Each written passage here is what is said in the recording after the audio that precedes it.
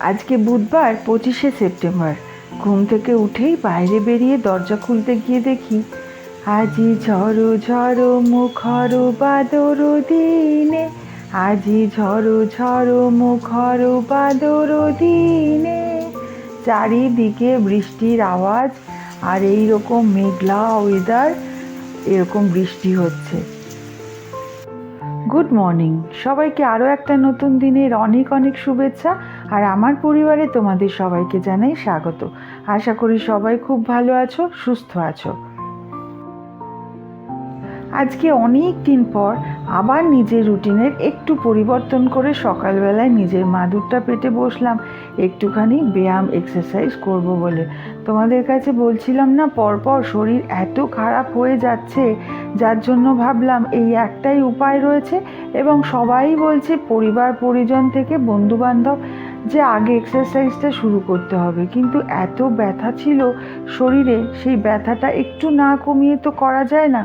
তার জন্য একটুখানি নিজেকে সুস্থ করে অনেকটা আজকে থেকে শুরু করলাম নিজের জন্য সকালবেলায় যোগব্যায়াম। আজকে আর ড্রেসটা চেঞ্জ করে নিইনি, হ্যাঁ সকালের বাসি কাপড় চেঞ্জ হয়েছে, কিন্তু ওই ম্যাক্সি পরেই শুরু করে দিলাম। এমনি দিনে আমি যোগাসন যখন করি তখন ট্র্যাকস্যুট বা সালোয়ার কামিজ পরে নিই, কিন্তু আজকে অতটা করব না বলে একদম ম্যাক্সি পরে একটু করে নিচ্ছি। আর একটা সময় আমি যখন যোগব্যায়াম ক্লাসে যেতাম আমার স্যারের কাছে, এত ভালো সেই সময়টায় কাটতো, যেমনি সেই সময়টায় সবাই মিলে বসে একসাথে যোগব্যায়াম করতে ভালো লাগে, তারপরে যে শরীরের আরামটা, সেইটা যেন মারাত্মক একটা সুন্দর আরাম দিত। যাই হোক, এখন আর যাওয়া হচ্ছে না বলে বাড়িতে একটু করে আস্তে আস্তে চেষ্টা করি আবার সেই রুটিনে ফিরে আসার। সব থেকে বড় কথা হচ্ছে নিজে সুস্থভাবে বাঁচলে সবাইকে সুস্থ রাখা যায়।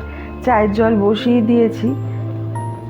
আর আজকে না সেই 25শে সেপ্টেম্বর, যেই দিনটা গত বছর আমাদের বাড়িতে একটা হুলুস্থুলু লেগে গেছিলো, সেই দিন আমাদের শাশুড়ি মা পরলোক গমন করেন। আর দেখতে দেখতে দেখো 1 বছর হয়ে গেল।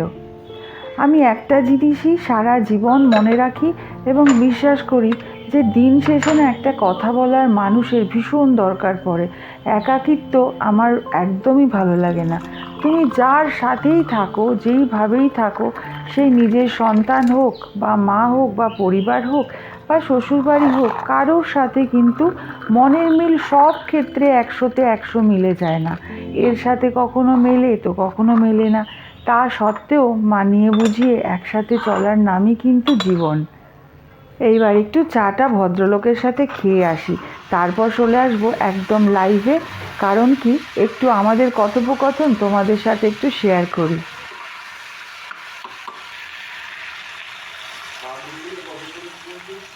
আমার খোকাবাবুর কথা বলছে গো। খোকাবাবু মানে আমার গোপাল সোনা। তার এখনো পাগড়ি কেনা হয়নি, ড্রেস কেনা হয়নি পুজোর। আমি বলেছিলাম কিনে নিয়ে আসতে। এক একটা এক এক রকমের দাম। পাগড়ি কি বলো তো, যেই পাগড়ি যতটা সুন্দর দেখতে, তুমি যদি সিম্পল কিনো সিম্পল পাগড়ির দাম হবে। আমি যেরকম হলুদটা পরাই ওই পাগড়িটার দাম বেশি, ওইটা প্রায় 100 টাকা মতো। আমি অ্যাকুরেট তোমাকে বলতে পারলাম না।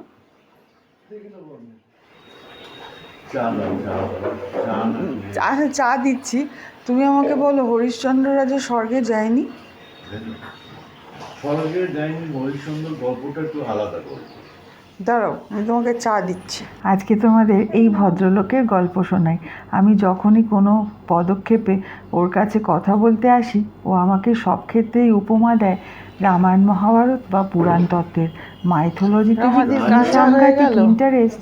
শোনো, রাজা হরিশ্চন্দ্র কে বিশ্বামিত্র মুনি পরীক্ষা নিয়েছিল। কিসের পরীক্ষা? যে তুমি কত সৎ মানুষ বা ধার্মিক মানুষ, ওই রকম টাইপের পরীক্ষা নিয়েছিল। তাতে তার রাজ্য গেছিল, 1 লক্ষ সোনার মোহর দিতে বলেছিল।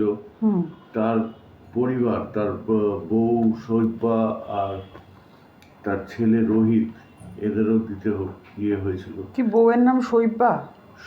শোভা আর ছেলে রোহিত। এই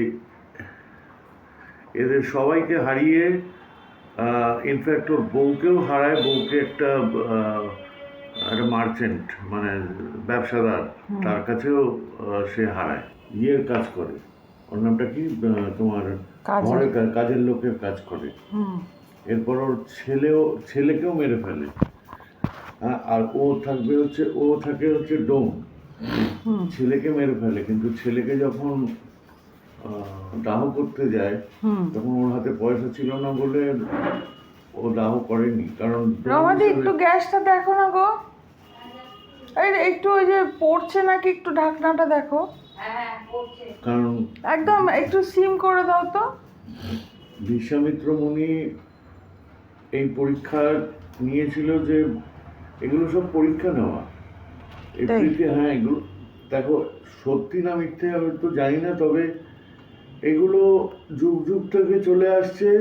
এবং এগুলো আমাদের কাছে একটা, তুমি আজকে ধরো মহাভারতে সত্যি কি কৃষ্ণ এসছিল, অর্জুন এসছিল না রাম এসছিল, কিন্তু পুরাণের মতন, এগুলো তো পুরাণের মতন এই গল্পগুলো যখন আসে, এগুলো আমরা যে সনাতনী ধর্ম, হুম হ্যাঁ, এই গল্পের আকারে মানুষকে বুঝিয়ে দেয় যে কিরকম ভাবে জীবনটাকে কাটাতে হবে, কিরকম ভাবে সেই মানে যে পাপ সব আর পুণ্যটা কিরকম ভাবে আসে। সব কিছুর উত্তর কিন্তু এই মহাভারত রামায়ণ হ্যাঁ, এগুলোতেই রয়েছে। যেটা না, বলছিলাম সেটা বলো। হরিশ্চন্দ্রের গল্পটা, তো আলটিমেটলি এটা সত্যি না মিথ্যা, তবে বিশ্বামিত্র মুনি তাকে প্রচন্ড পরীক্ষা নিয়েছিল। টাকার ব্যাপারটা কি হলো? হ্যাঁ, টাকা হ্যাঁ, ওই যেহেতু ও ডোম এবং আর্থিক ইয়ে না নিয়ে হুম ও কখনো দাহ করে না, হুম তো সে দাহ করতে চায়নি। কিন্তু আগে তো স্বামীর ধর্মটা নেবানো উচিত ছিল। সেটা জানি না তো এখন কোন ধর্মটা আগে কি না আগে, তো যাই হোক এইরকম অনেক যায় এবং আলটিমেটলি বিশ্বামিত্র মুনি তার কাছে হার স্বীকার করে। বিশ্বামিত্র মুনি মানে যে, মনে আছে যে দ্বিতীয় স্বর্গ রচনা করতে যাচ্ছিল, আচ্ছা, তা হার স্বীকার করে। প্রচন্ড তার তেজি মুনি, সে হার স্বীকার করে এবং হরিশ্চন্দ্রকে সব আবার ফ্যামিলিকে ফিরিয়ে দেয়। এবং তারপরে ইয়েতে ওকে বলে যে তোমরা সবাই স্বর্গে তোমাদের একটা স্থান আছে। তখন হরিশ্চন্দ্র বলে যে আমার যে পুণ্য সেটার জন্য স্বর্গে দিও না, আমার পুণ্যটা আমার প্রজাদের মধ্যে বিলিয়ে দাও যাতে ওরাও স্বর্গ পায়। এই হচ্ছে গল্প। তো এইটাই হচ্ছে ব্যাপার যে তুমি ভালো কাজ করলে তোমার ভালো আসবে।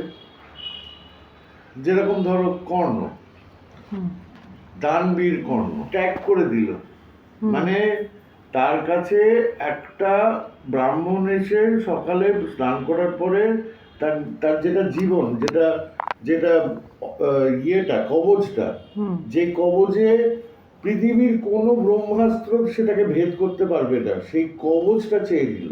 ও বুঝতে পারলো যে এটা কৃষ্ণ বা এটা ওই হবে, তবুও সে দিয়ে দিল, কারণ সেই সময় দান।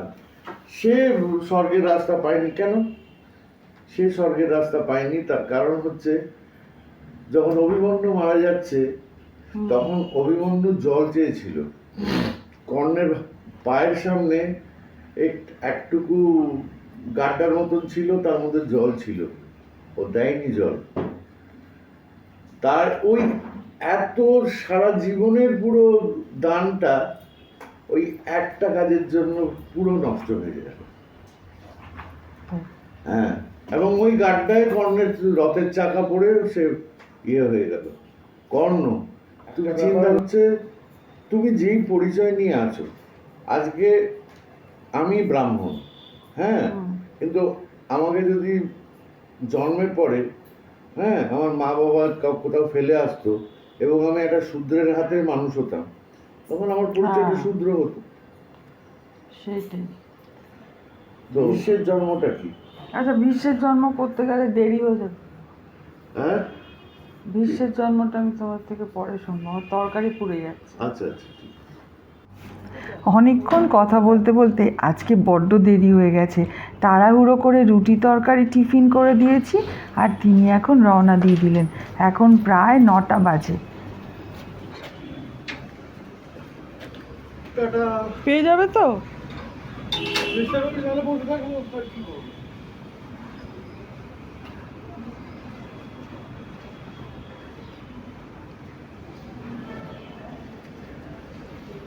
কিরে মুস্তাজ বাবু, তোর আজকে অফিস নেই? তাই তো 9টায় বেরিয়ে যাস? 9টায় তো বেরিয়ে যাস? দেওরের গেঞ্জিটাতে একটা গোপওয়ালা বাঘের ছবি, তাই ওকে মুস্তাজ বাবু বললাম। তারপর আমি চলে গিয়েছিলাম বাজারে।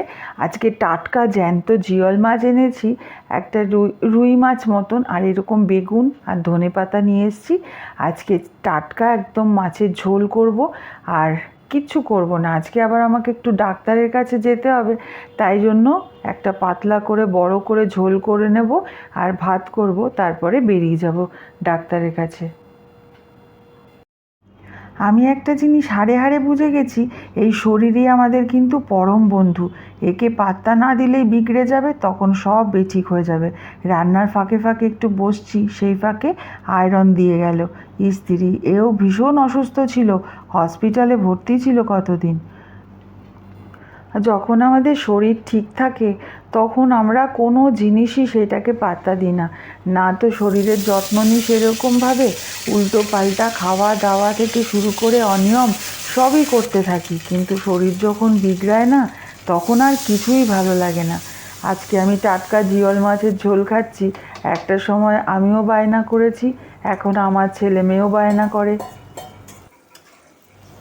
এখনকার বেশিরভাগই শুনি অনেকেই একা থাকতে খুব ভালোবাসে।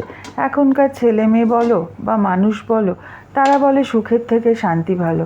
কিন্তু কি বলো তো, সবার সাথেই কিন্তু মানিয়ে বুঝিয়েই চলতে হয়, কারোর সাথেই বনে না। কিন্তু একা কোনো কিছু খেতেও ভালো লাগে না, তখন মনে হয় সবাই মিলে মিলেমিশে হইচই করে খেতেই ভালো লাগে। তবে হ্যাঁ, তার মধ্যে কিছু কিছু মানুষ আছে যাদের সাথে একদমই মানিয়ে বুঝিয়ে চলা যায় না, তাদের থেকে একটু তখন দূর দূরই থাকতে হয়। কিছু করার নেই, এর নামই জীবন। রান্নাটা তোমাদের সাথে গল্প করতে করতে হয়েই গেল, আর আমি আজকে একটু না সর্ষে বাটার জলটা দিয়ে দিলাম, কারণ একদম জ্যান্ত মাছ, কেন জানি না ইচ্ছে করলো। যদিও সর্ষে বাটা খুব একটা খাই না, কিন্তু ঝোলটা এত অমৃত হয়েছিল না, এই বেগুনের টেস্টটাই আলাদা। আমি একটু জিরে বাটা আদা বাটা দিয়ে করেছি, আজকে কিন্তু টমেটোও দিইনি। প্লেন ঝোল, দেখো কি সুন্দর হয়েছে, আর ধনেপাতার গন্ধ, আহা!